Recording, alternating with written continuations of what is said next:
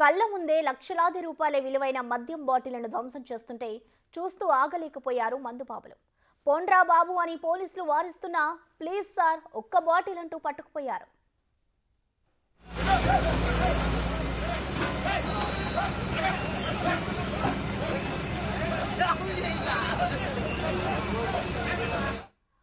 పలు కేసుల్లో పట్టుకున్న మద్యం సీసాలు ధ్వంసం చేశారు గుంటూరు పోలీసులు. ఆ సమయంలో ఈ ఘటన చోటు చేసుకుంది.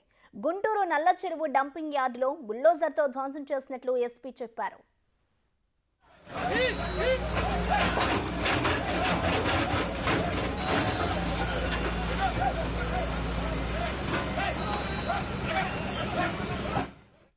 సాధారణ ఎన్నికల సమయంలో పెద్ద ఎత్తున స్వాధీనపరుచుకున్న అక్రమ మద్యాన్ని ఇప్పుడు ధ్వంసం చేశారు. వీటి విలువ సుమారు 50 లక్షల రూపాయలు ఉంటుందని ఎస్పీ వెల్లడించారు.